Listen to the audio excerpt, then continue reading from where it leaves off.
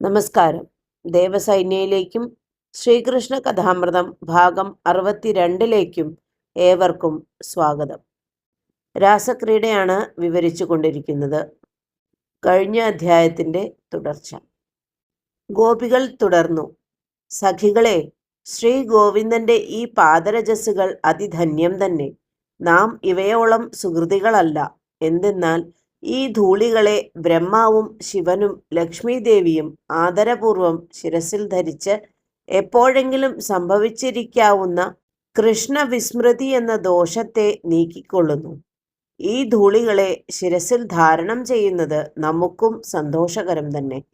പക്ഷേ നമ്മുടെ പ്രേമ സർവസ്വമായ അച്യുതന്റെ അധരാമൃതത്തെ ഒരുവൾ മാത്രം അപഹരിച്ചു കൊണ്ടുപോയി ഏകാന്തത്തിൽ അനുഭവിക്കുന്നതോർക്കുമ്പോൾ മനസ്സ് വല്ലാതെ ക്ഷോഭിക്കുന്നു. ഇതാ ഇവിടെ അവളുടെ കാലടി കാണുന്നില്ല. ഇവിടെ പ്രിയൻ തൻ്റെ പ്രേയസിയെ തോളിൽ വഹിച്ചിരിക്കണം. ശ്രീ ശ്യാമസുന്ദരന്റെ പാദമുദ്രകൾ ഭാരം വഹിച്ചതിനാൽ അധികം താഴ്ന്നു പതിഞ്ഞിരിക്കുന്നുവല്ലോ. ഇതാ ഇവിടെ പ്രിയയെ താഴെ ഇറക്കിയിട്ട് പ്രിയൻ പൂക്കളിറുത്തിരിക്കുന്നു. ഉയരത്തിലുള്ള പൂക്കൾ പറിക്കാനായി കാൽ പെരുവിരൽ മാത്രം ഊന്നി നിന്നതായിരിക്കണം. ഇതാ ഇവിടെ പഴയ പൂമാല കളഞ്ഞിരിക്കുന്നു. പ്രഭു ഇവിടെ ഇരുന്ന് പ്രിയയുടെ കേശത്തിൽ പുതിയ പുഷ്പങ്ങൾ ചൂടിച്ചിരിക്കുന്നു. ഗോപികളുടെ ഊഹം അസ്ഥാനത്തായിരുന്നില്ല.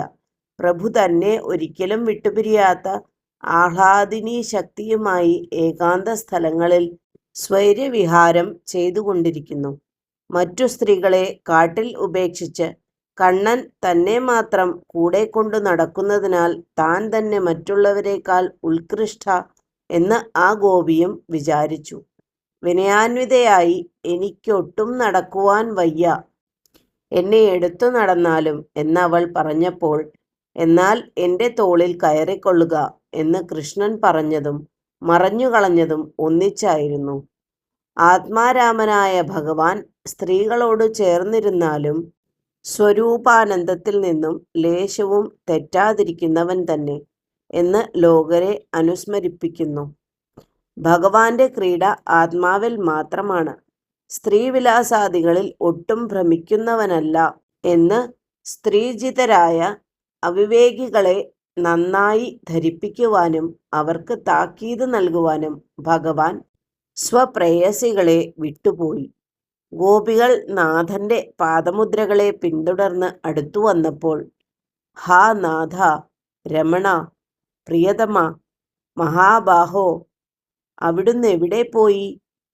അവിടുത്തെ ദാസിയും കൃപണയുമായ ഇവൾക്ക് ദർശനം തരണമേ എന്ന് വിലപിക്കുന്ന നായികയെ കണ്ടു.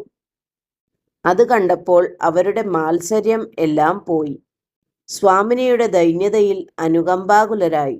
സാക്ഷാത് ലക്ഷ്മീ വല്ലഭനായ ശ്രീകൃഷ്ണനിൽ നിന്നും സിദ്ധിച്ച സൽക്കാര വിശേഷത്തെയും തൻ്റെ ദുരഹങ്കാര ദോഷം നിമിത്തം സംഭവിച്ച പരിത്യാഗ ദുഃഖത്തെയും പറ്റി ദേവി ഗോപിമാരോട് വിസ്തരിച്ചു പറഞ്ഞു. അതുകേട്ട് അവർ വളരെ വിസ്മയിച്ചു. തുല്യ ദുഃഖിതരായ അവരെല്ലാവരും കൂടി കാട്ടിലെല്ലാം പ്രിയതമനെ അന്വേഷിച്ചു നടന്നു. അപ്പോഴേക്കും ചന്ദ്രനും അസ്തമിച്ചു. എങ്ങും അന്ധകാരമായി. ഇനി എന്തു ചെയ്യാനാണ്? എന്നിട്ടും അവർ വ്രജത്തിലേക്ക് മടങ്ങിയില്ല. നിസ്സഹായരായ അവർ തിരച്ചിൽ മതിയാക്കി യമുനാപുലനത്തിൽ മടങ്ങി വന്നു. ശതകോടി ഗോപികളും പ്രാണാധിക പ്രിയന്റെ വിരഹാഗ്നിയിൽ വെന്തുരുകുകയാണ്. പ്രിയ സാമീപ്യം കൂടാതെയുള്ള ജീവിതം ശുദ്ധശൂന്യമായി അവർക്ക് തോന്നി. എല്ലാവർക്കും ഒരേ ഒരു ചിന്തയേ ഉള്ളൂ. എല്ലാവർക്കും ഒന്നേ പറയാനും ഉള്ളൂ. എല്ലാവർക്കും ഒരു കഥയെ കേൾക്കണ്ടു. എല്ലാവർക്കും ഒരു സ്വരൂപമേ കാണേണ്ടു. സ്വപ്രയത്നത്താൽ പ്രാണേശ്വരനെ കണ്ടുകിട്ടുകയില്ലെന്ന് ബോധ്യമായി. മുൻപുണ്ടായിരുന്ന അല്പാഹങ്കാരവും വിരഹാഗ്നിയിൽ ദഹിച്ചു ഭസ്മമായി. അവർ സമ്പൂർണമായി ഭഗവാനെ ശരണം പ്രാപിച്ചു. നന്ദി, നമസ്കാരം.